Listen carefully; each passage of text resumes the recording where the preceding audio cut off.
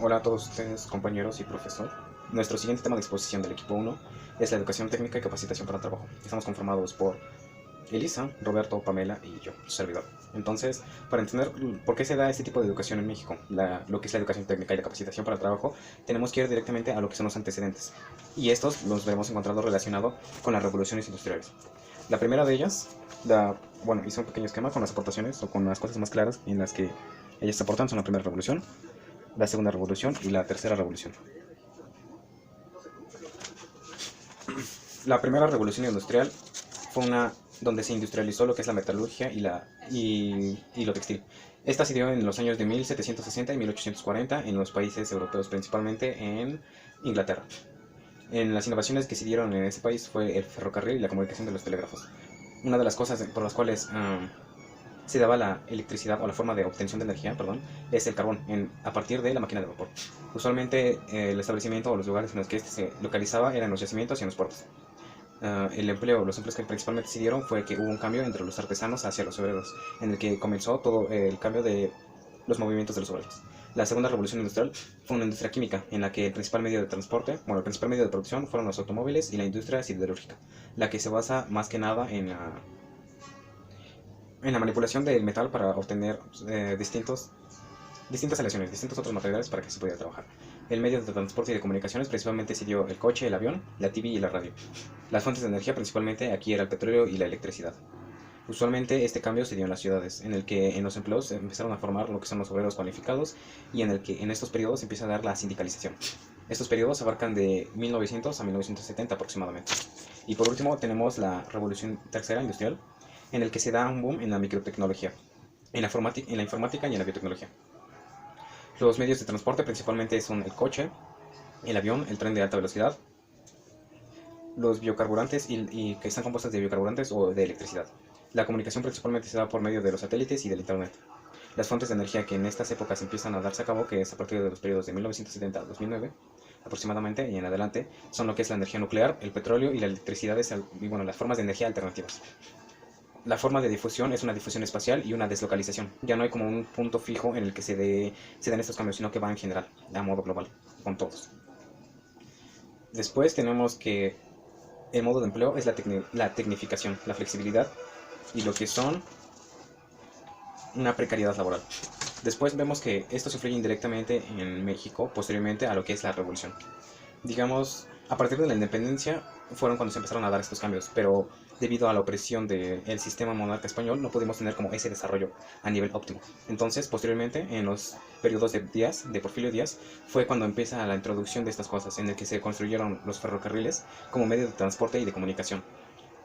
Así México se empezó a convertir como nos menciona un texto que como fue una bisagra entre lo que es la comunicación y la industria, entre las ventas, entre el capitalismo, en el que México principalmente traía un medio de producción que era de explotación hacia sus minerales.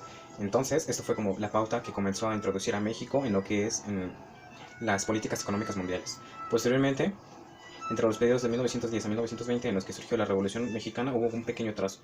Después de estos periodos nos damos cuenta que a partir de 1933 en adelante fue una gran transformación política y social a partir de las intervenciones de los distintos políticos que abarcan desde el Maximato hasta lo que es el gobierno de Lázaro Cárdenas, en el que principalmente se invirtió mucho en la sociedad mexicana, en los medios de producción internos, para que se dejara de transportar y de invertir tanto en los procesos externos. Principalmente las contribuciones que tenemos aquí son la nacionalización de los ferrocarriles por parte del general Lázaro Cárdenas del Río y la industrialización del propio petróleo. Así se creó la industria de Pemex, de petróleos mexicanos, en el que esto tuvo un gran impacto en la economía y en el desarrollo capitalista de México, como lo he mencionado con anterioridad.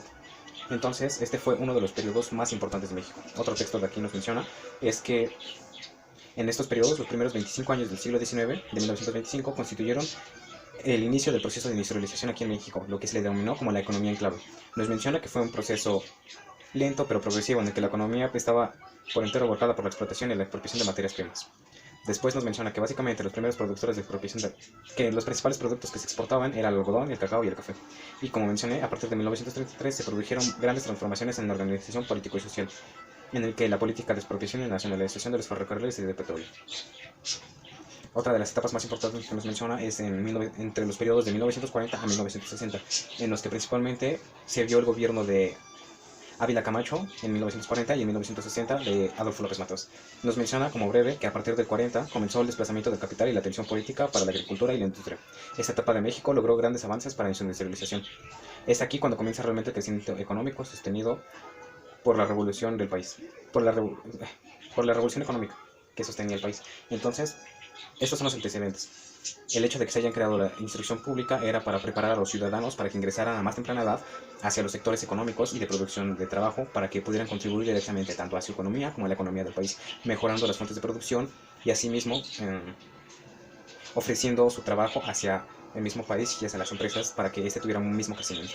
Entonces nos damos cuenta que estos son los antecedentes por los cuales se crean las distintas instituciones. Una de las principales y más destacadas que tenemos que se dio en el gobierno de Emilio Portes Gil fue... No, perdón, en el de Emilio Portes Gil, perdón. Fue el de la creación del Instituto Politécnico Nacional. Otras de las distintas instituciones que más adelante se fueron creando, tenemos, por ejemplo, el CONALEP. Y bueno, esto fue todo de mi parte. A principios del siglo XX en nuestro país había una gran carencia de obreros especializados en diversas áreas, tanto industriales como comerciales.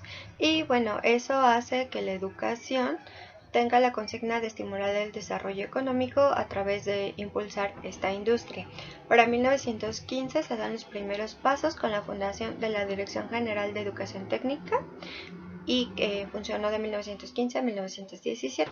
Y después se da la transformación en ese mismo año de la Escuela Nacional de Artes y Oficios a lo que es la Escuela Práctica de Ingenieros Mecánicos e Ingenieros Electricistas. Para 1921 esta se transforma en la EIME, se le quita lo práctica nada más y su lema es la educación para la producción, y después en una que nosotros conocemos en la ESIME en 1932, Escuela Superior de Ingeniería Mecánica y Electricista. Y bueno, con ello une lo que son las dos tradiciones en la escuela técnica, la de los ingenieros y la de las artes y oficios. Entre 1923 y 1926 se impulsó la creación de escuelas técnicas aquí en la Ciudad de México. Se fundó el Instituto Técnico Industrial, la Escuela Técnica Industrial y Comercial de Tacubaya, la Escuela Industrial Gabriela Mistral, la Escuela de Maestros Constructores y los centros industriales nocturnos para obreros. Además de que empiezan a conformar ya una idea de hacer un instituto para esta educación técnica. Y bueno, para 1935 se forma un consejo técnico para ya estructurar y además de integrar bien lo que es esta escuela, que sería el Instituto Politécnico Nacional.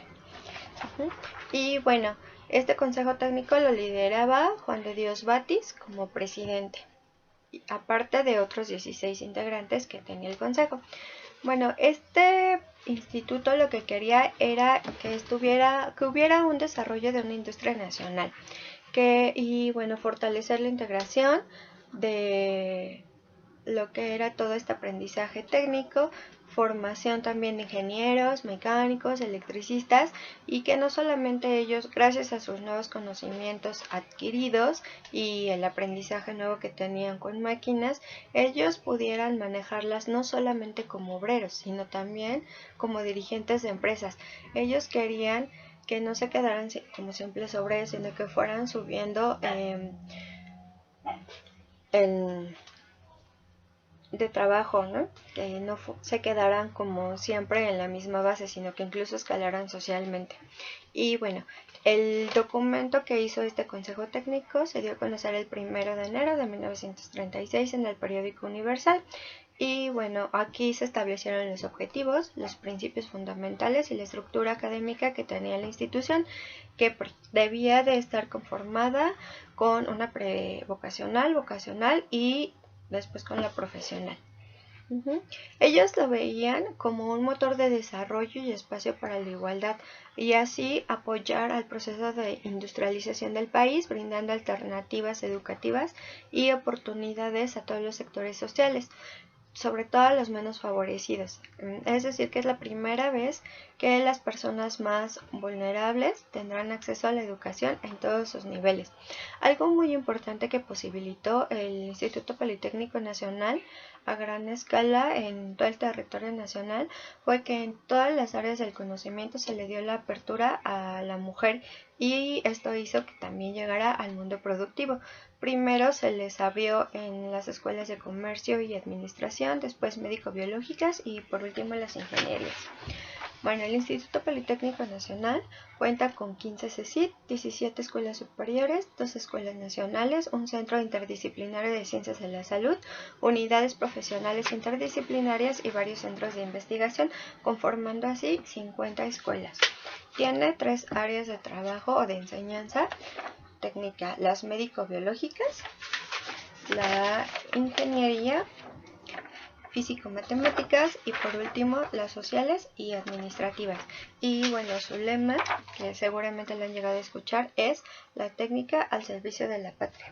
Otras escuelas en las cuales se dieron algunos cambios fue en la Escuela Nacional de Medicina Homeopática, creada en 1889, perteneció a la Universidad Nacional en 1924 y después en 1928 al Departamento de Psicopedagogía e Higiene de la SEP. La Escuela Nacional de Ingeniería, fundada en 1867, se convirtió en la Escuela Nacional de Ingenieros en 1883 y después en la Escuela Superior de Construcción en 1932. Y por último, la Escuela Superior de Ciencias Económicas, Administrativas y Sociales se convirtió en la ESCA en 1932 también. El SNET, que significa Sistema Nacional de Educación Tecnológica, se crea en la década de 1970, estando conformada por 5 direcciones de educación divididas en agropecuaria, industrial, ciencia y tecnología del mar, centros de capacitación e institutos tecnológicos. Este sistema también compete al Instituto Politécnico Nacional, en conjunto con el Centro de Investigación y de Estudios Avanzados del mismo Politécnico, así como al Centro de Ingeniería y Desarrollo Industrial, siendo coordinadas todas ellas por la Subsecretaría de Educación e Investigación Tecnológica. Pero la pregunta más importante es, ¿por qué motivo nacen todas estas instituciones o la organización de las mismas en México? Bueno, esta es una necesidad que se presenta en el país desde poco antes de la década de 1940, en el apogeo del proceso de institucionalización e industrialización del país, ya que existía una fuerte escasez de técnicos capacitados para realizar ciertos trabajos y por tanto pues se necesitaba de instituciones que instruyeran a las personas de una manera más profesional o formal. De hecho, a la fecha el sistema maneja 5 niveles de formación, donde el primero será capacitación, segundo medio básico, tercero medio superior, cuarto superior y quinto posgrado, todas ellas en el área industrial, agropecuaria, ciencias del mar, economía, administración, ciencias biológicas, entre otras que de hecho fueron anexadas a las que ya existían en 1970. Otras instituciones en relación al SNET son el CECATI, el CECLP, el CEO y el CET, de las cuales mis compañeros pues se encargarán de hablarles más adelante. En la actualidad sabemos que también están las escuelas secundarias técnicas y tecnológicas, las preparatorias con carreras técnicas, ya sean gubernamentales o privadas, y diferentes dependencias que se encargan de preparar y titular a las personas que lo desean y se desean instruir en carreras técnicas, que pueden ir desde carreras técnicas básicas hasta carreras técnicas avanzadas. Por ejemplo, pueden ser carreras técnicas en algo de medicina, en formación de TICs, arreglo de celulares es un ejemplo que hoy se da muchísimo, programación, informática, etc. En cuanto a las preparatorias, existen también, por ejemplo, las carreras técnicas en gastronomía, en algún deporte, etc. Y pues en las secundarias, como lo había mencionado, la preparación técnica o tecnológica puede ir desde diseño industrial básico hasta ofimática, soldadura, etc. Por último, la Dirección General de Educación Tecnológica e Industrial, o DGETI, ofrece en el nivel medio superior 3 modalidades educativas: técnico básico, estudios terminales y bachillerato tecnológico, a través de los CETIS y CEBETIS, realizando también investigación básica y aplicada. La formación de centros de formación del trabajo se dieron en el año de 1963 por Jaime Torres Bodet, en donde lo que se buscaba era, cambiar como esa parte, aumentar las horas de práctica, más de teoría como más práctica, Igual empezaron a fomentar algunas cosas en la escuela para poder lograr que las personas fueran ya capacitadas para el trabajo y lograran conseguir trabajo más fácil. Esto se dio luego, más adelante, en el año de 1989, gracias a un programa para la modernización formal, se dio la idea de crear otro centro, ¿no? Aparte del CECATI, que fue el primero en el año de 1963, que fue el Centro de Capacitación del Trabajo para el Trabajo Industrial, se dio más adelante otro que era el ICAT. El ICAT era el Instituto Descentralizado de Capacitación para el Trabajo. Dice el año de 1989, no significa que lo hayan creado en ese año, sino que solamente se habló de él en el programa de modernización formal. Más adelante, en el año de 1991, se crearon los primeros ICAT. El primero fue en Aguascalientes, luego en Michoacán, Morelos, Nuevo León, Sinaloa y Tamaulipas. Fueron los primeros ICAT que se dieron en toda la República Mexicana. Ya más adelante, actualmente se puede decir, no tan actual, en el año de 2013 se creó el primer ICAT aquí en la Ciudad de México. Más adelante, al lugar de Instituto Descentralizado de Capacitación para Capacitación del Trabajo, se dio otro nombre, simplemente le quitaron descentralización y se volvió Instituto de Capacitación para el Trabajo. Esto en el 2013 se creó el primero en la Ciudad de México y así sucesivamente. Actualmente también, tanto para que una persona sea capaz o esté capacitada para trabajar, también se le dio la capacidad para que pueda cubrir la preparatoria, la educación media superior. Y ambas corporaciones están regidas por el DGCFT, que es la Dirección General de Capacitación. Y no es cierto, es la Dirección General de Centros de Formación de Trabajo, que es como lo que dirige estas corporaciones. Y más adelante se crearon las TICs. Las TICs fueron una adecuación, yo lo veo así, una adaptación al nuevo mundo tecnológico. Lo que provoca las TICs son, como por decirlo, son cuando ocupamos la tecnología para la educación y la enseñanza. Igual actualmente se ocupan mucho las redes sociales, las cosas por internet. Entonces, nosotros como maestros o como pedagogos o como personas tenemos que acostumbrarnos al nuevo modelo educativo, que es las TICs. En este caso, para emprender un negocio, para hacer más publicidad, etcétera, puedes empezar a ocupar las TICs, ya sea en las redes sociales, algún comercial, algún mensaje.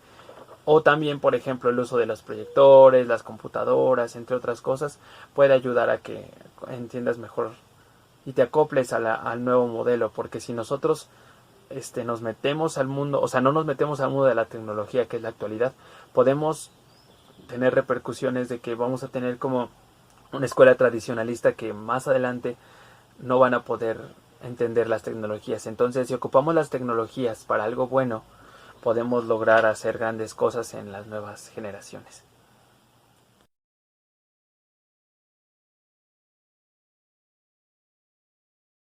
Como conclusión, creo que el nacimiento del Instituto Politécnico Nacional fue producto de las necesidades que tenía en ese momento el país para su desarrollo industrial, además de que la élite política de ese momento era visionaria y partidaria de ese mismo desarrollo, no quería quedarse como en lo mismo. Entonces, eso ayudó a que se creara el Politécnico Nacional.